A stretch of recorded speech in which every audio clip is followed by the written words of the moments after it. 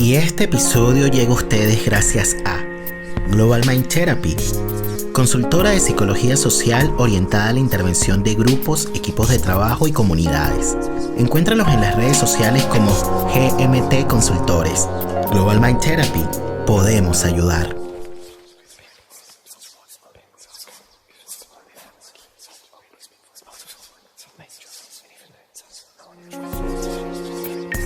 La palabra para traer recuerdos y volver donde fuimos felices.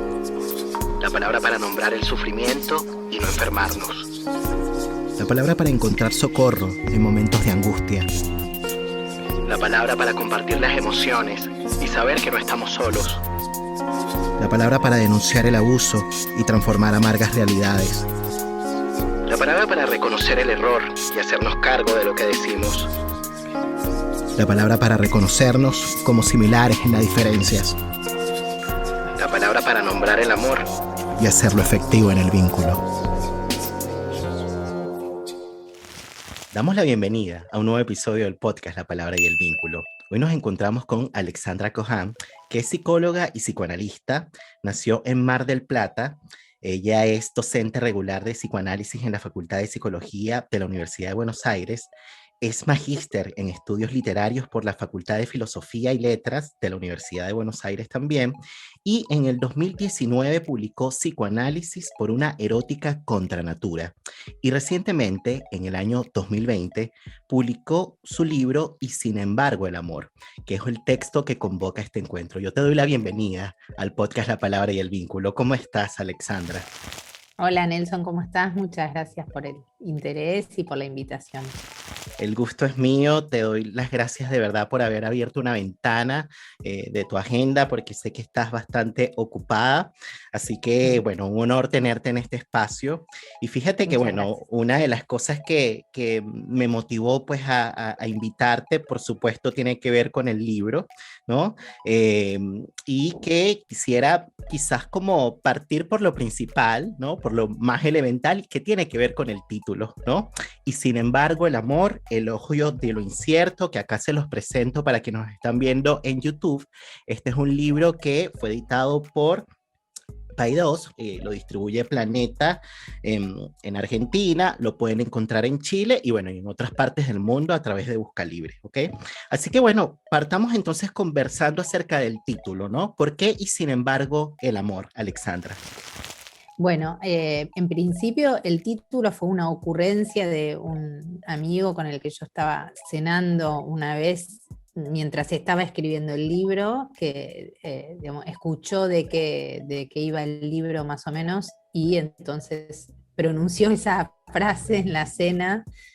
Dijo, y sin embargo el amor, me pareció un hallazgo esa frase, porque efectivamente uno podría decir, se pueden decir muchas cosas sobre el amor, se puede tratar de definir, de clasificar, de asir, y sin embargo el amor, ¿no? Y hay algo que cuando el amor irrumpe, todo eso cae, todo eso se diluye y aparece el amor.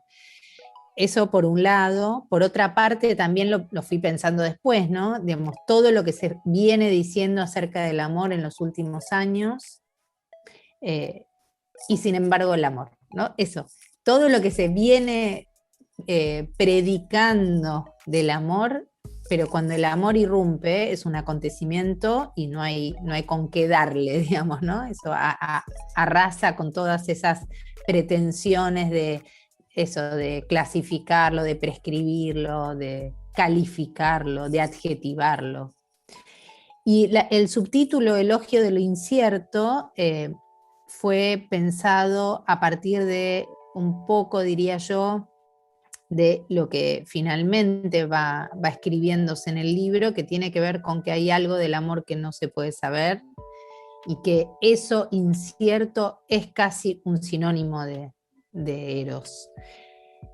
Además, yo había escrito unos meses antes de la publicación del libro una reseña, una lectura de un libro que a mí me había gustado mucho en diciembre del 2019, antes de la pandemia. Ahora todo es antes o después de la pandemia. Que es un libro de Andu Furmantel que se llama Elogio del Riesgo. No sé si llegó a Chile, yo creo que sí. Acá lo edita Nocturna, editora. Y el libro, yo había hecho entonces una reseña del libro y yo había titulado a la reseña que escribí Elogio de lo incierto. Y hay muchas zonas en común, digamos, con ese libro. Si bien yo ya estaba escribiendo el libro Y sin embargo el amor, cuando llegó a mis manos el libro de Dufour Mantel, me encontré con una cantidad de zonas en común y entonces me pareció que extraer eso también que fue un efecto de lectura de Elogio del Riesgo, ¿no? Cuando yo terminé de leer Elogio del Riesgo, dije, esto es un elogio de lo incierto, y entonces lo puse como subtítulo del mío. Una de las cosas que tú mencionas en tu libro es que hay una relación entre la sexualidad y la incertidumbre. Y por supuesto esto tiene mucho que ver con este subtítulo, ¿no? El elogio de lo incierto. Si pudiésemos hablar un poquito acerca de eso, fíjate que en psicoanálisis, bueno, hemos desarrollado, bueno, mira el patudo, esto es una palabra muy chilena, ¿no? Esto de patudo. Freud desarrolló el principio del placer y el principio de realidad, y luego vino, bueno, más adelante, Yanni Puyé también a propósito de otros autores, bueno, ella escribió sobre el principio de incertidumbre, ¿no?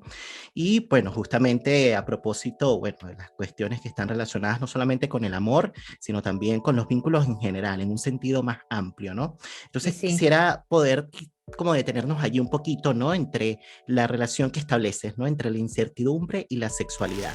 Sí, me parece, yo no la establezco solamente en relación a la sexualidad en el libro, sino justamente en relación al deseo, a Eros, al amor, que no son cosas iguales, digamos, no es lo mismo hablar de amor, hablar de deseo, hablar de sexualidad, no no es lo mismo. Y a la vez uno podría decir en cada una de esas instancias hay algo de lo incierto que irrumpe cada vez. Cada vez quiere decir que la sexualidad o el deseo o el amor no tienen que ver con el aprendizaje, ni con la experiencia, ni con el progreso, ni con la acumulación de experiencia.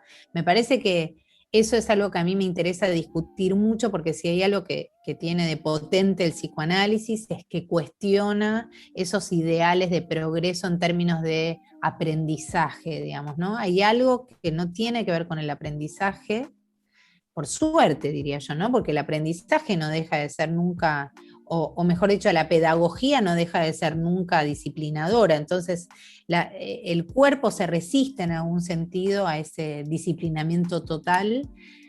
Y en cada encuentro sexual o amoroso hay algo contingente y que irrumpe y que hace que caigan todas esas referencias que uno tenía para abordar eso, ¿no? Entonces me parece que si hay algo que tiene de interesante del psicoanálisis es que viene a decir la sexualidad y el saber están escindidos. Y no es que uno enferma en términos de neurosis, ¿no? No es que uno enferma porque no sabe, porque no conoce, sino que enferma porque hay algo que escinde el saber del cuerpo, digamos, ¿no? Que es la represión. Y me parece que eso es lo más interesante. Sobre todo, diría yo que es interesante intervenir en ese debate público que implica que habría una manera de preservarse, ¿no? de los posibles daños que puedan implicar el encuentro con otro, aprendiendo cosas, ¿no? Y justamente lo que comprobamos en la experiencia cotidiana es que no hay saber que alcance para evitar que el encuentro con el otro nos afecte. Cuando digo nos afecte, no estoy hablando de ninguna cuestión, digamos, no sé, de violencia, ¿no? Eso lo sacaría, no estoy hablando de la violencia, digo, el encuentro con otro nos afecta. Y esa afectación no se puede, digamos, subsumir en ninguna enseñanza, en ningún aprendizaje, ni en ninguna experiencia, porque ese encuentro es inédito cada vez. Claro, tiene mucho que ver quizás como con lograr, y esto me parece que es un ejercicio bastante difícil, sobre todo en una época en donde el yo está tan exaltado, ¿no? El yo es el nuevo amo, ¿no? Totalmente. A propósito del libro de Constanza Michelson, Capitalismo del Yo, que lleva el Sí. título allá en Argentina, lo publicaron Sí, bajo ese sí. título, acá en Sí, Chile. yo lo leí en la versión chilena, que es Hasta que valga la pena vivir.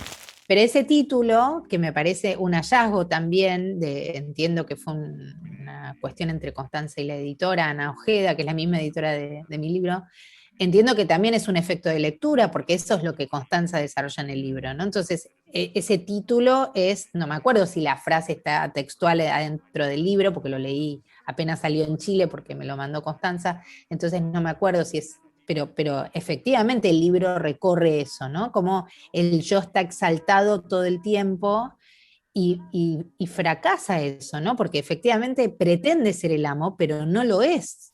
Eso es lo Claro, que viene a descubrir el psicoanálisis, que no lo es. efectivamente, efectivamente. No, bueno, en el libro de Constanza, en la versión chilena, la bajada era ensayo sobre el deseo perdido y el capitalismo del yo. Entonces, como que viene de allí, Está bien, ¿no? está bien, está bien. Del O sea que subtítulo. lo que hizo Ana Ojeda es resaltar el subtítulo. Pero me acuerdo una frase a propósito de una entrevista que le hicieron a Constanza y que a mí me gustó muchísimo, que fue eh, el error nos salvará, ¿no? Algo así, Mm, que también está eso en el libro, la idea, y está eso en el psicoanálisis, digamos, ¿no? La idea de que efectivamente el inconsciente es lo que resiste a convertirnos en una máquina sin error, que efectivamente no somos, ¿no? Pero que sin embargo el capitalismo nos empuja a eso, a ser maquinales, a estar todo el tiempo a la altura de la productividad, y lo que viene a mostrar el inconsciente como resistencia es eso, ¿no? Los trastabillar, tropezar, equivocar, eso es lo que nos salva de ser máquinas alienadas al capitalismo. Del mismo modo, en mi libro aparece esa idea de el amor como resistencia al capitalismo, también. claro, pero es un poco como lo que, a propósito de esto que estamos hablando del tema del yo, bueno, como que hacer la distinción, digamos, entre el yo y el sujeto, ¿no? Que el sujeto no es el yo, ¿no? Y Exacto. en esta época, de alguna manera, y que bueno, y ahí pudiésemos profundizar un poquito, quizás a propósito, digamos, de uno de los capítulos, ¿no? De tu libro, que se titula Eros en el malestar de la época, ¿no? Uh -huh. Bueno, que es curioso que en una época en donde estamos viviendo los tiempos feministas, ¿no? En donde se habla mucho de la liberación, ¿no? También al mismo tiempo coexisten como siempre en todas las sociedades, ¿no? No es que es solamente un imaginario, hay muchos imaginarios, ¿no? Que coexisten, que conviven. Eh, Coexiste esta idea del amor propio, ¿no? Y el amor propio tiene mucho que ver con esta idea de que, bueno, cuídate, ¿no? De elegir bien, ¿no? Cuídate de elegir bien porque el otro te puede de pronto quizás cagar, ¿no? Y si el otro te caga es porque quizás tú también estás haciendo algo, digamos, malo en esta elección, ¿no? Eso es un poco como que la ecuación, ¿no? Y si le permites algunas otras cosas que de pronto a ti no te gusten, ¿no? Del otro, bueno, a lo mejor quizás no está siendo tan consistente con este amor propio, ¿no? Entonces, me gustaría quizás detenernos allí un poquito, ¿no? Porque justamente una de las cosas que dice Constanza, bueno, es interesante que vienen estas resonancias, ¿no? Pero me parece que está relacionado con este libro, ¿no? El del capitalismo del yo, es que justamente ella propone la idea del deseo como el núcleo político de la subjetividad, ¿no? Y es justamente por eso es que el error que salva, ¿no? El error salva porque hay algo del sí mismo, pero que no es el sí mismo del yo, ese compacto consciente, sino que tiene que ver con esa otra dimensión de nosotros que desconocemos, que irrumpe, ¿no? Y que nos saca, ¿no? De sí mismos, como dices tú, y que nos invita quizás a pensar algo diferente, ¿no? Entonces, Uh -huh. podemos detenernos un poquito aquí en este tema, quizás a partir de la idea que traes de la protocolización, ¿no? De las relaciones, ¿no? Que es como una expresión que traes a propósito justamente de este intento que hay de que podamos, entre comillas, cuidarnos, porque claro, el lenguaje o el discurso que se utiliza si lo escuchas, suena como bien, ¿no? Suena como atractivo. Bueno, ¿quién no quiere, digamos, o sea, nadie la quiere pasar mal, pero parece que no hay amor sin daño, dices tú, que no se trata tampoco de decir o de caer en el otro extremo de que el amor sea igual a daño, pero como que no hay manera, digamos, de salir entero de una historia de amor, ¿no?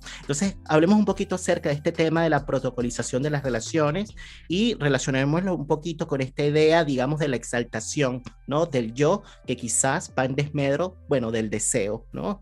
Y del encuentro mismo también. Sí, sí, bueno, hay una cantidad de cosas que dijiste, ¿no? Yo diría eso, en principio la protocolización de las relaciones, que además a mí me dio mucha impresión advertir que eso fue dicho antes de la pandemia, porque esa idea de la protocolización de las relaciones yo la pensé en una entrevista del 2019, y después seguí pensando eso, y después vino la pandemia y efectivamente uno podría decir, la pandemia produjo algo que ya estaba de manera agazapada, de manera inminente en todos estos discursos, que es la idea de que para cuidarse hay que distanciarse del otro, digamos, ¿no? Hay algo ahí, vemos, que a mí me dio mucha impresión, porque nos adaptamos todos muy rápidamente, yo diría, a la distancia social, a que el otro no me toque, a que...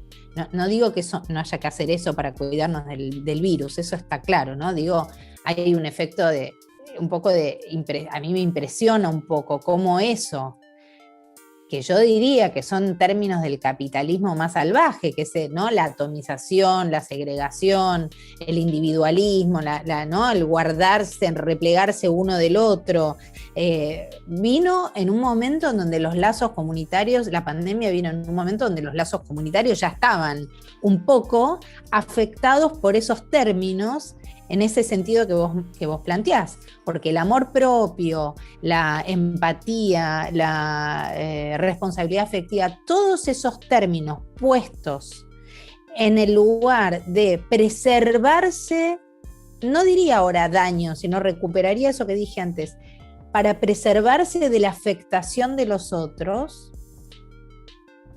son términos que funcionan perfectamente para distanciarse de los otros.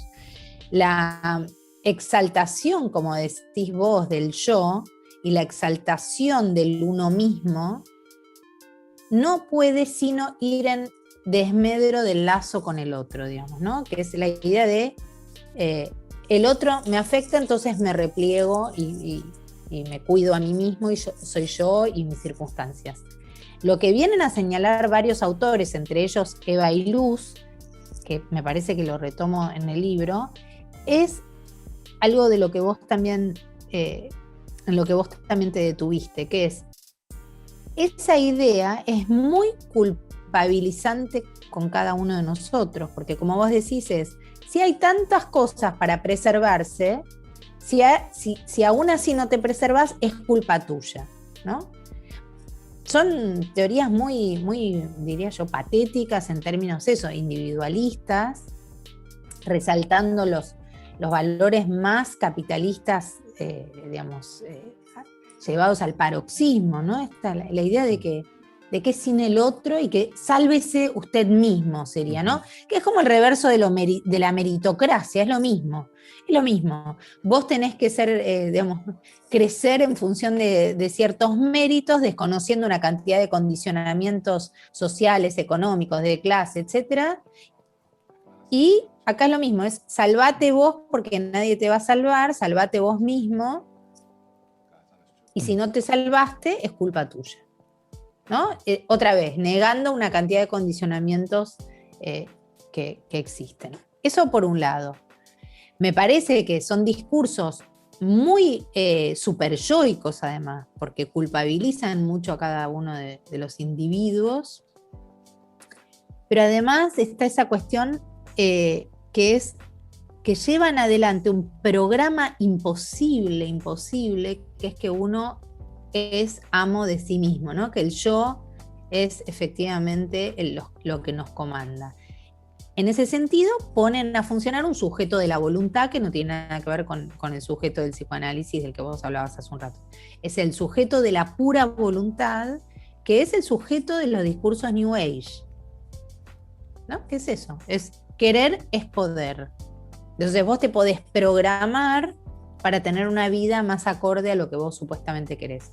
La única manera de mantener esa vida acorde a lo que uno quiere es sin el otro, ¿no? Efectivamente, si uno deja de verse con los demás, uno hace lo que quiere, ¿no? En ese sentido de la libertad, y a mí nadie me va a venir a decir lo que tengo que hacer, ¿no? Nadie te dice lo que tenés que hacer, pero convivir con otros implica efectivamente una zona de, ahora sí diría, de contaminación, que menos mal, porque si no, el deseo, tal y como lo piensa el psicoanálisis, es lo otro de todo eso, es una cosa pastosa, opaca, infernal, el deseo se padece, no es efectivamente tiene que ver con la oscuridad, con la opacidad, con el infierno.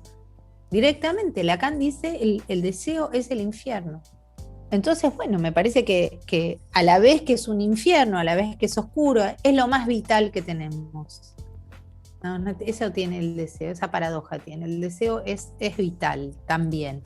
Ahora, la vitalidad no necesariamente tiene que ver con el bien y la transparencia y todo eso que pregonan esos discursos.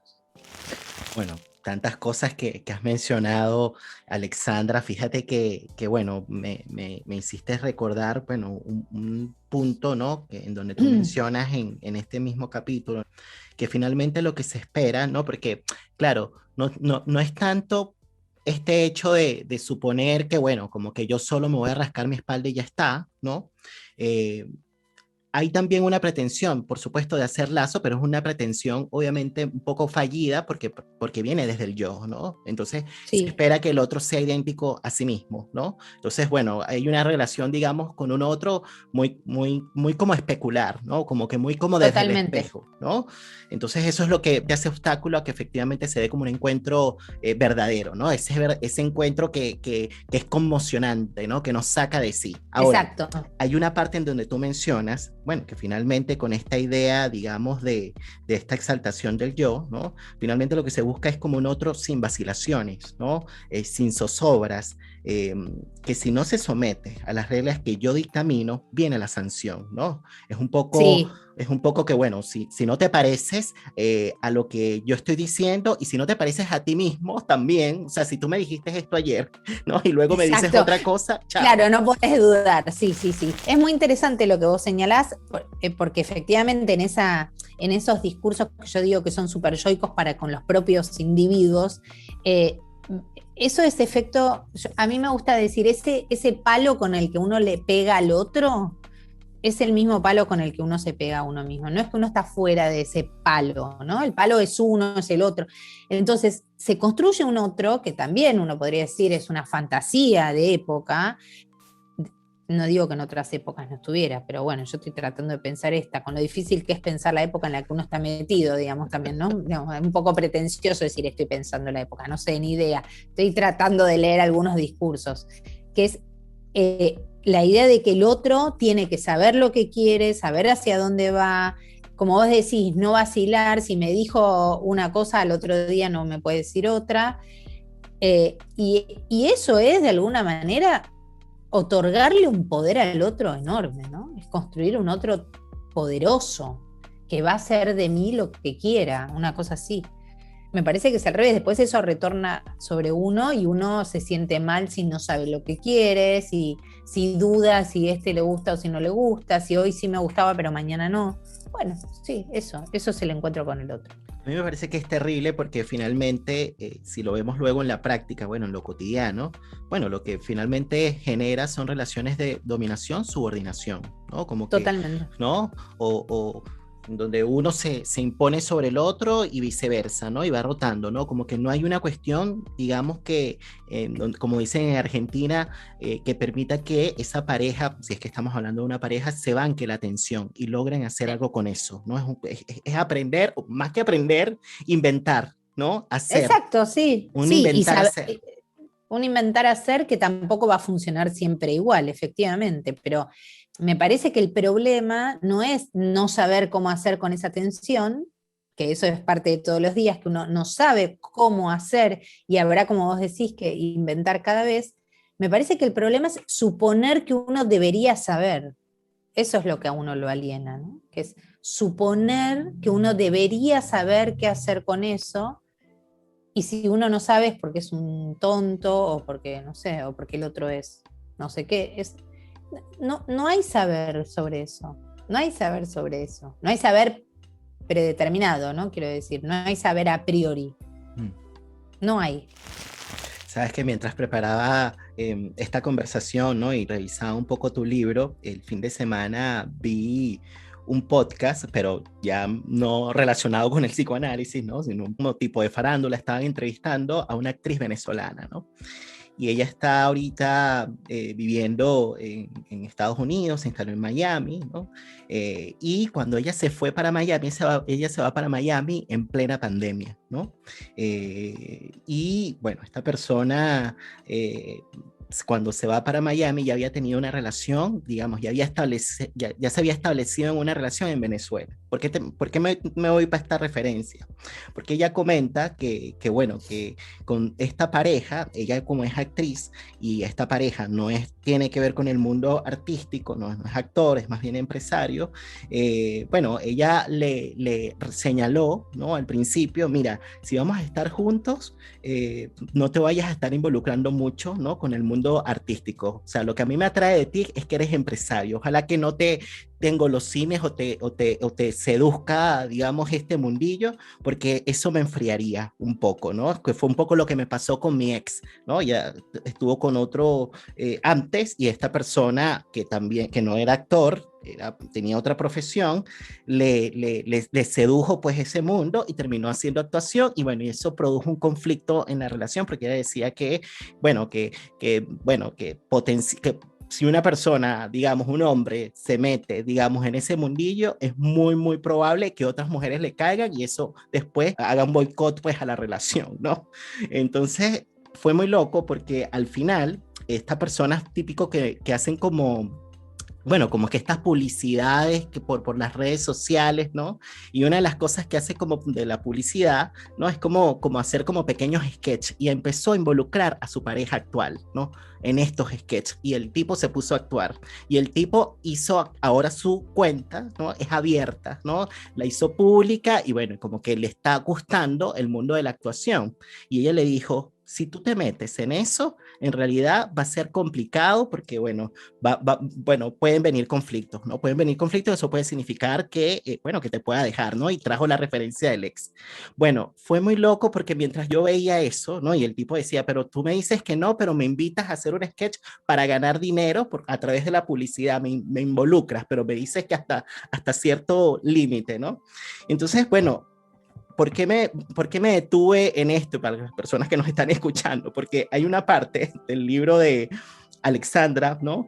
Justamente en donde ella menciona que dice que se le pide al otro algo así como que dime lo que quieres sin vueltas, ¿no? Como que lo que dices hoy se tiene que sostener, ¿no? Como que en el tiempo, ¿no? ¿Cómo podría alguien saber lo que quiere y sin vueltas? Se pregunta Alexandra, ¿no? ¿Cómo podría alguien saber lo que quiere antes del encuentro con el otro, ¿no? Y entonces allí eso te llevó pues a hablar del tema del consentimiento, ¿no? Que el consentimiento, bueno, yo en función de lo que he ido aprendiendo, ¿no? Y conociendo, escuchando, bueno, sí me hace sentido, pero me hizo mucho más sentido cuando tú traías la palabra parcial, ¿no? Como que sí, vale el consentimiento, pero es parcial, ojo, ¿no? Es parcial, ¿no? Porque es una ilusión, vale para hoy, ¿no? Mañana no sabremos, ¿no? Pudiésemos hablar un poquito acerca de ese tema, del consentimiento, Alexandra, porque fíjate que tiene mucho que ver con esta referencia que traía de esta actriz, ¿no? Bueno, y tenía mucho que ver con eso, ¿no? Como que ella le estaba pidiendo de alguna manera, bueno, consentir algo a esta pareja, y esta pareja se retractó, en fin, vinieron todos estos asuntos, pero me parece que eso finalmente lo que hace es desvitalizar la relación, ¿no? Y fíjate que este ciclo de episodios del mes de septiembre, que es cuando va a salir tu episodio, de alguna manera tratan de manera transversal las distintas formas de muerte que puede haber, ¿no? Bueno, y es un significante que aparece, por supuesto, con fuerza en este tiempo a propósito, pues, de la pandemia, pero no hay solamente muerte física, también hay muerte psíquica, ¿no? Muerte subjetiva, ¿no? Y que tiene mucho que ver justamente con que hay algo del deseo, de lo vital, que ha dejado de circular, ¿no?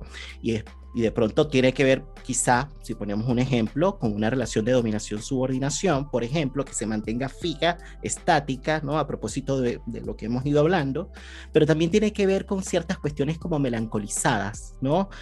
Bueno, pudiésemos ahí establecer allí un puente entre esto que hemos ido hablando acerca de la protocolización de las relaciones, que en algún punto tú dices mata el deseo. Finalmente son cuestiones que lo que hacen es como maquetear, ¿no? Los vínculos, hagamos esto, y finalmente mata el deseo, y me parece que es una forma de cadaverizar, es una palabra difícil de pronunciar, Sí. pero de cadaverizar el vínculo, ¿no? Como que a la larga lo mata.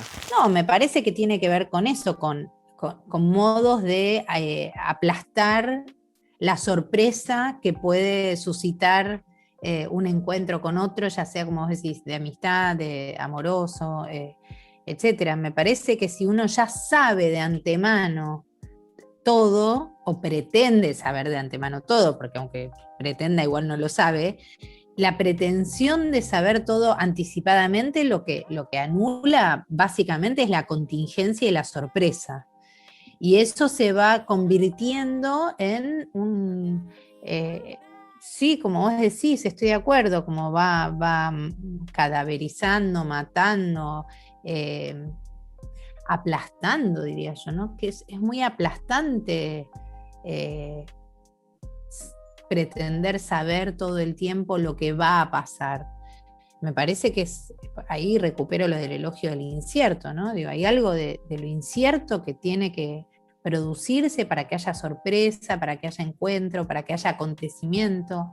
Eso lo vienen trabajando hace muchos autores, como Badiou, como, bueno, la misma Andu Furmantel, la idea de que todo se puede calcular, ¿no? Meter las relaciones con otros en la maquinaria del cálculo, en la maquinaria económica del cálculo. Casi yo dije ahí en un momento, me parece una frase que se me ocurrió cuando estaba escribiendo, que es, no nos convirtamos en actuarios del amor o de las relaciones. El actuario es ese que efectivamente calcula todo el tiempo probabilidades, ¿no? Estadísticas. Los seguros, las empresas, las compañías de seguros, en general tienen un actuario trabajando, que es el que calcula y en base a ese cálculo es que establece, ¿no? Cuánto sale un seguro, cómo es un seguro, cómo hay que asegurar. Efectivamente, me parece que con estas protocolizaciones lo que se pretende es asegurarse contra todo riesgo, sería, ¿no? Como si uno fuera a comprar un seguro contra todo riesgo.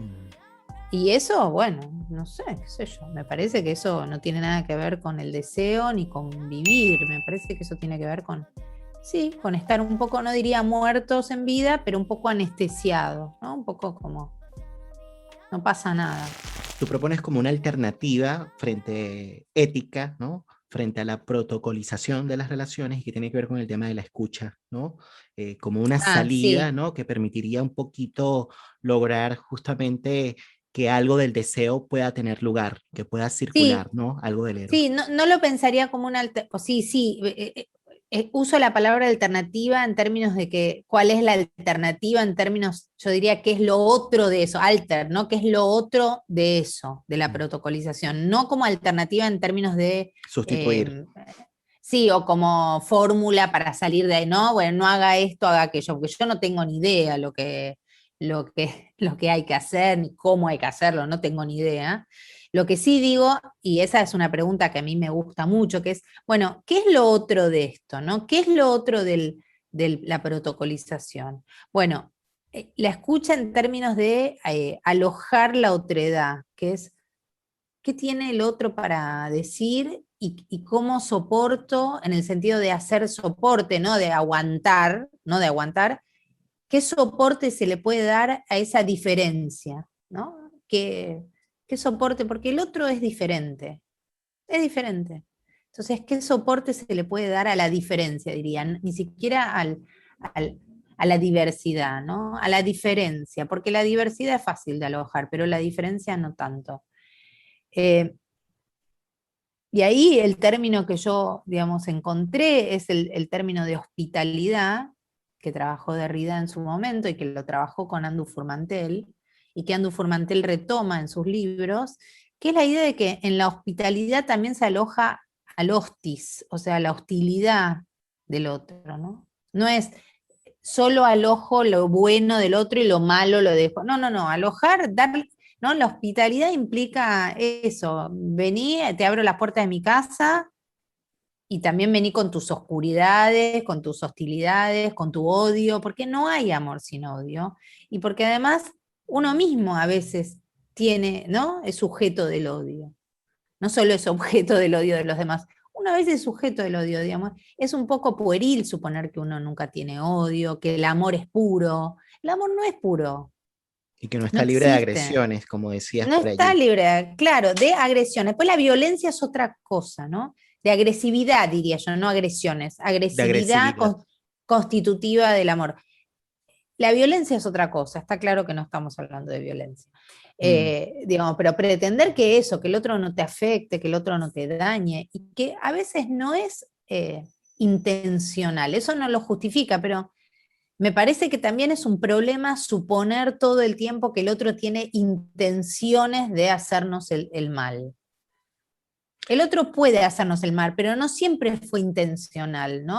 Insisto, eso no lo justifica, no es que uno tiene que entonces justificarlo, pero es distinto suponer que el otro nos quiso hacer daño a decir el otro me hizo daño. Vos le podés decir al otro, che, esto no estuvo bueno que me hicieras esto. Y el otro puede decir, incluso puede decir, no tenía, no había advertido que te había provocado ese daño. Y también, digo, alojar al otro quiere decir posibilitarle al otro que piense algo respecto de sí también, porque si no es eso, ¿no? Sacar para afuera la maldad, quedarse, eso no funciona nunca, no funciona. No funciona. Claro, y por eso es que tú de alguna manera haces esta distinción entre violencia y daño, ¿no? ¿No? Sí, Justamente como para marcar, digamos, bueno, una separación allí, ¿no? una separación y para pronunciarme vehementemente contra esos discursos que han generado tanto daño, porque no han sido inocuos. Entiendo que en Chile pasó también, que son esos discursos, otra vez, super yoicos, me sale como, no me sale la palabra que quiero decir, como, bueno, higienistas, Higienista. ¿no? Como Mm. eso que es si duele no es amor.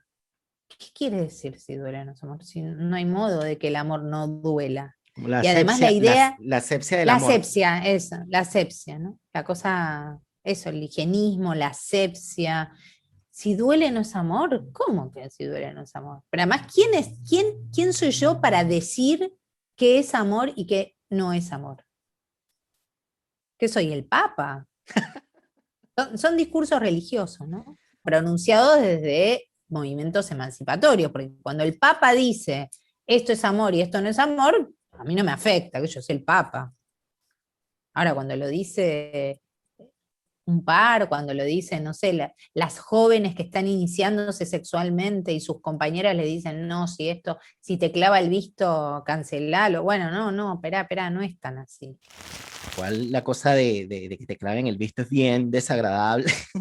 Y el Obvio que es ghosting desagradable, a también. mí no me gusta, a mí no me gusta. Es Lo muy mismo, lo mismo desagradable. el ghosting, ¿no? Pero efectivamente, claro, me parece que en esta época, digamos, en donde, bueno, surgen, digamos, los pensamientos en masa que son tan totalitarios, ¿no? Es importante Sí, establecer matices, ¿no? Los totalmente, matices son los que nos permiten pensar, ¿no? Y poder a partir de allí, bueno, discriminar una cosa de la otra y, bueno, eventualmente, totalmente.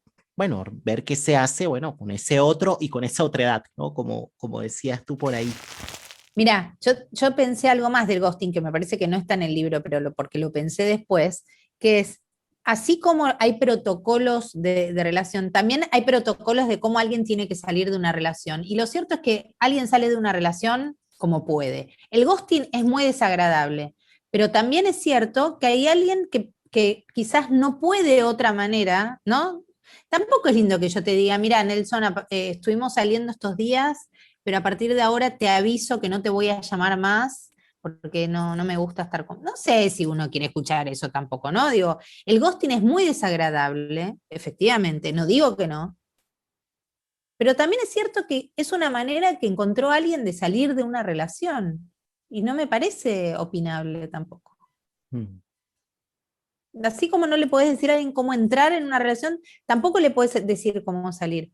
¿Es horrible el ghosting? Sí, es horrible. Y medio que uno podría decir, bueno, ¿quién no ghosteó alguna vez? Ghostear quiere decir eso, ¿no? No hablar más. Ujú. Bueno, ¿qué que te voy a avisar que no voy a hablarte más? Es raro eso también. Ahora, fíjate que hacia el final, y bueno, voy a leer un pedacito sin ánimos de ser tan spoiler, porque en realidad eh, les invito pues a las personas que nos están escuchando que lean este libro, porque en verdad es bastante interesante, ¿no?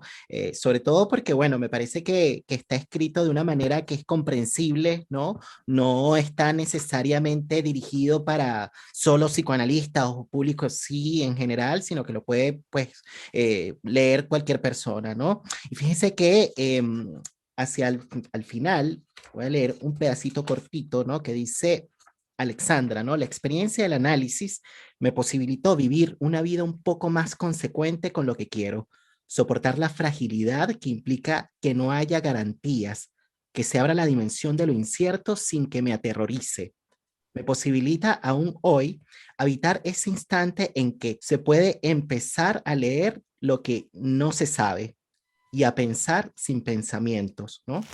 Bueno, dices hay otras cosas, pero no quiero ser más spoiler, ¿no? Pero quería subrayar la palabra fragilidad, ¿no? Porque tú decías algo así como que, bueno, me parece en estos tiempos que es mucho más, bueno, no utilizabas esta palabra, pero te voy a parafrasear como importante, ¿no? Eh, habitar, ¿no? La fragilidad, sobre todo en un tiempo en donde el empoderamiento está tan fuerte, ¿no? En relación, digamos, a este discurso, ¿no? De que empodérate, ¿no? ¿Qué hacemos Sí, con la fragilidad y si es que pues, no somos capaces de habitarla, ¿no? Y por otra parte, no lo decías en este apartado, decías, ojalá podamos acompañarnos en la fragilidad, ojalá podamos acompañarnos en el dolor, ¿no? Porque no se trata, digamos, de un ejercicio, bueno, individual, ¿no? Que parece que se necesita de otros como para poder bancárnoslas, ¿no? Eh, sí. ¿Cuáles son las condiciones que permitirían eso, no? Obviamente, por ahí decimos los otros, pero algo tiene que pasar, ¿no? En el tejido social, a nivel vincular, en el lazo, como para que eso suceda, ¿no? Esa experiencia, ¿no? De habitar la fragilidad. Quizás pudiésemos pensar a modo de ejemplo, ¿no? En lo que es la experiencia analítica, que tú la Sí, presentas como una experiencia amorosa también.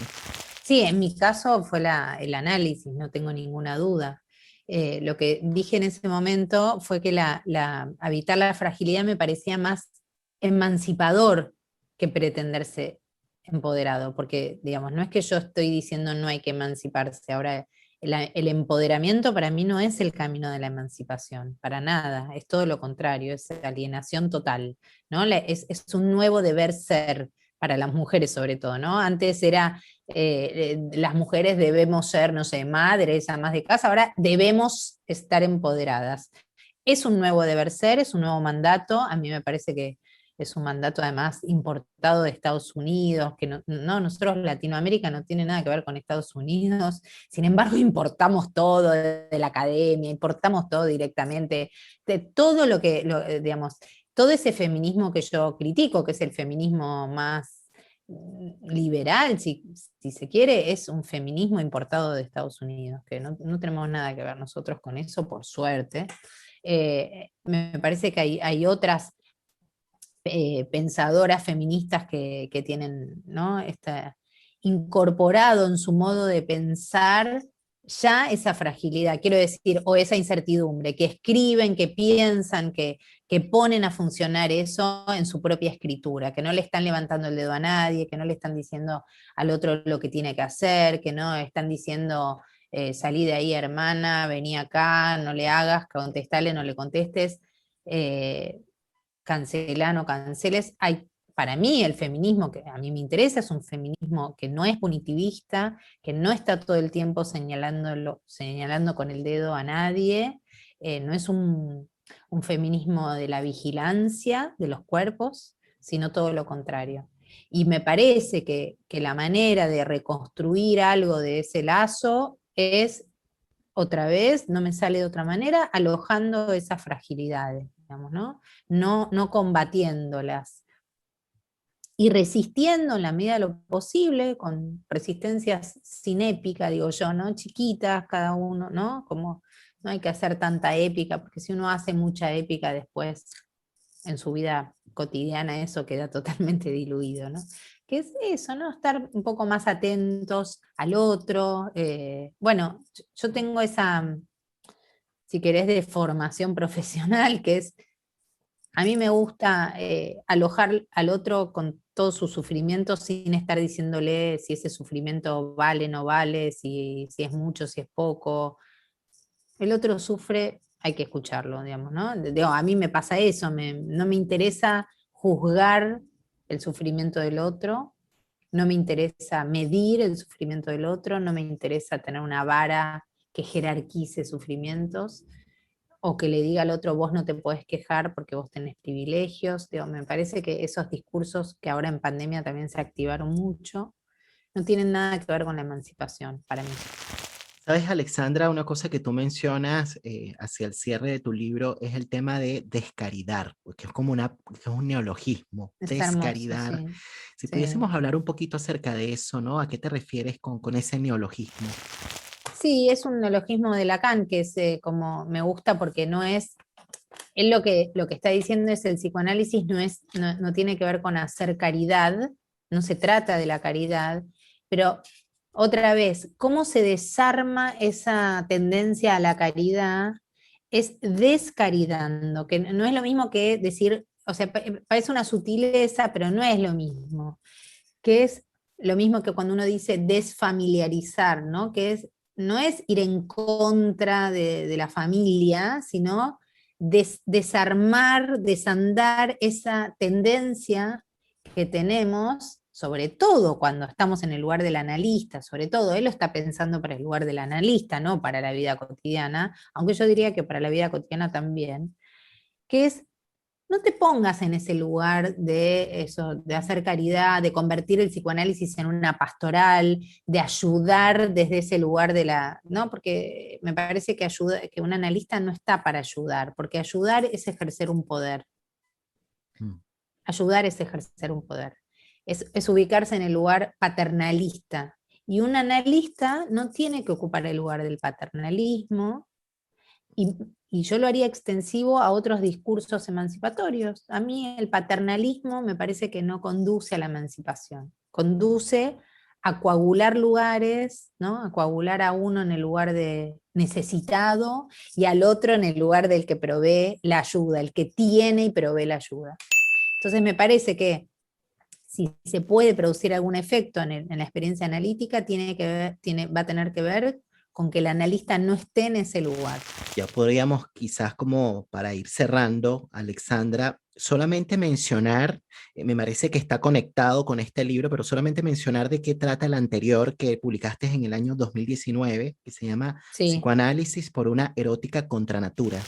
Mira, ese libro es muy chiquitito, a mí me da vergüenza llamarlo libro porque tiene, no sé, creo que tiene 35 páginas, no sé, es una cosita muy chiquitita porque fue un proyecto digital de Indie Libros eh, con Patricia Kolesnikov, que era la editora, que sacó una colección para el 8 de marzo del 2019, ya me estoy con la pandemia, tengo que estar pensando todo el tiempo los años, del 2019 que fue una colección de una serie de libros cuya condición era que sean cortos, porque estaban hechos para leer como en tránsito, ¿no? Porque eran digitales, y viste que la lectura digital, bueno, uno no lee mucho, si es muy largo algo digital, pues tiende a hacer esto y a Es no leer, cansador. ¿viste? Y además es como una lectura medio por arriba, porque vas haciendo así, bueno. Entonces es un librito digamos, que yo escribí a pedido de Patricia para esa colección. Digamos, la consigna de Patricia en ese momento fue, ¿querés escribir un librito para esta colección con esas cosas que vos solés decir habitualmente? O sea, yo venía escribiendo una Con serie esas de, cosas que dices tú. claro, yo venía escribiendo una serie de textos ya hace varios años, sobre todo en revista Polvo y en revista Invisibles, que son dos revistas digitales que yo quiero mucho. Venía escribiendo textos, como por ejemplo, escribí uno que tuvo, digamos, su repercusión, entre comillas. Cuando digo repercusión no me estoy agrandando, sino todo lo contrario, o sea, me trajo dolores de cabeza, que era un elogio de los celos, o, digamos, eso, ciertas intervenciones en estado de cosas del debate público que a mí me gustaba, digamos, pensar, ¿no? Y ella me convoca para eso y entonces escribí ese libro. Ese libro recorre de alguna manera esos discursos de los que hablábamos hace un rato, ¿no? Si duele no es amor. Había otro que se instaló mucho acá, que mirá lo super yoico que era, que es: somos la generación a la que el amor tiene que dejar de dolerle, o debe dejar de dolerle, o ya no le tiene que doler, que es toda una generación sobre sus hombros teniendo que llevar a cabo esa Esa premisa. empresa, esa que es tipo la piedra de Sísifo, ¿no? Llevarla y caer, bueno, interviene en ese estado de cosas, digamos, ¿no? Bueno, al libro le fue muy bien, para mi sorpresa, porque yo no, ¿cómo es que uno puede saber anticipadamente lo que va a ocurrir con el libro? No, Mm. le fue muy bien, tuvo mucha, eso, no solo muchas ventas, que no lo diría en términos de ventas, no me gusta, pero tuvo mucha repercusión. Y a partir de esa repercusión es que me convoca entonces A Ana escribir Ojeda esto. de Paidós para escribir un libro ahora en papel, y ahí fue que este libro lo propuse yo, no Ana. Ana me convoca, me dice: queremos que publiques un libro en Paidós, en papel, y yo dije, bueno, tengo esto entre manos, y bueno, y ahí está, y sin embargo el amor, que no sé si lo nombré a Pablo Schiff, ese amigo que dijo la frase y sin embargo el amor. Creo que sí dijiste el nombre, pero sí mencionaste la Bueno, está anécdota. bien. Claro, pero es muy interesante porque, bueno, la idea de la contranatura tiene mucho que ver con esto Sí, de ir, bueno, contra ciertas expectativas, contra ciertas cuestiones que están como fijas, ¿no? contra cierta idea de lo natural, digamos, ¿no? Contra natura tuvo que ver con eso, que es el erotismo, o sea, digamos, la sexualidad para nosotros los seres humanos es siempre contra natura, porque hemos perdido la naturalidad del cuerpo, porque no somos sujetos del instinto, somos sujetos de la pulsión, eso es el descubrimiento freudiano. Entonces, el contra natura, gracias porque ya me había olvidado, ya hablé mucho del libro, pero ya me había olvidado. El contra natura es eso, es no hay sexualidad natural, no hay. Digamos, tampoco es natural porque hay un discurso contra el que yo también me pronuncié en ese libro, que es la idea de que lo natural es el amor o no sé, la pulsión desenfrenada, y en cambio la heterosexualidad es lo normativo y lo alienante. Y no, tampoco. No hay sexualidad natural. Eso es lo que viene a decir Freud. La sexualidad es un artificio. Quiere decir, está hecho porque está hecha de lenguaje. Entonces, entre tantas otras cosas, ¿no? Digo, el cuerpo, este es un cuerpo hecho de lenguaje, somos sujetos de lenguaje, eso nos coarta el acceso al objeto adecuado. Bueno, contra eso, que me parece que el paradigma de lo natural es un paradigma muy conservador y muy reaccionario. Entonces, bueno, efectivamente después uno puede decir más bien que lo que se instala más como más alienante es la heteronorma. Eso es una obviedad, no estoy discutiendo Mm, eso, ¿no? mm. Ahora, la heteronorma es una cosa, pero después la sexualidad natural no existe. O sea, lo otro de la heteronorma no es lo natural. No, es un discurso, También, es una construcción. Bueno, Alexandra, yo te agradezco muchísimo que hayas abierto un espacio para estar acá en el no, podcast de La Palabra y el Vínculo. Yo no sé si quisieras decir algo antes de despedirnos. no, te agradezco muchísimo el interés, me reconforta, digamos, digamos, seguir escuchando lecturas del libro, por esto que te decía, yo escribí el libro y nunca, digamos, no es que yo escribo y digo, ahora estoy escribiendo algo que está bárbaro. En general yo escribo también desde la zozobra, que no sé, no sé cómo eso va a ser leído, si logré hacer lo que yo quería hacer, nunca se sabe, como en el amor igual. La escritura también es una experiencia amorosa, en algún sentido. Así que bueno, nada, tengo agradecimiento por vos y por la gente que se interesa en Chile por mi trabajo. Quizás para despedir este episodio voy a leer un pedacito de unas líneas, ¿no?, de este libro, y Alexandra dice: en una época en la que se tiende a asegurar todo y en la que se extirpa de cuajo cualquier vacilación, cualquier angustia, pensar, tomar la palabra y asumir las consecuencias de los efectos de esa palabra constituyen una ética que se opone a los moralismos adormecedores de quienes asumen una posición que no arriesga nada de sí. Y a mí me parece estas líneas muy valiosas, ¿no? Porque me parece que de alguna manera invitan, ¿no? A eso, ¿no? A pensar, a cuestionar, y yo creo que este libro es eso, es un libro cuestionador, es un libro que interpela, es un libro que nos invita a pensar, ¿no? Y justamente a poner en suspenso ciertas ideas, ¿no? O ciertas significaciones imaginarias sociales incluso, ¿no? Ciertas cosas que están por allí en el discurso instituidas, ¿no? Que de pronto, bueno, pueden quizás cerrarnos, ¿no? Las posibilidades de abrirnos, de emanciparnos, ¿no? Y como decías tú, de emanciparnos sin desconocer algo que es muy propio y que es constitutivo del humano, que es la fragilidad, ¿no? Exacto. Así que bueno, te agradezco muchísimo. Gracias, Nelson, gracias por tu lectura atenta, gracias. Gracias, Alexandra, y de esta manera damos cierre a un nuevo episodio del podcast La Palabra y el Vínculo. Nos estamos viendo la próxima semana. Cuídense mucho, que estén bien. Chao. Estamos frente al surgimiento de una nueva era. El mundo nos propone cambiar la manera de pensarlo. Aparecen nuevas palabras, otras maneras de nombrar lo que sucede. ¿Quién está exento de pérdidas en el mundo contemporáneo del coronavirus?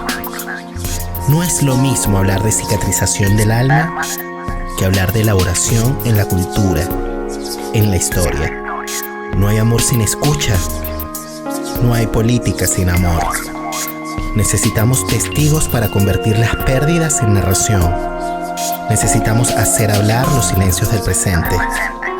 Necesitamos escuchar las palabras que quedaron en el fondo de los corazones. Necesitamos politizar el malestar. Algo nuevo emerge del caos.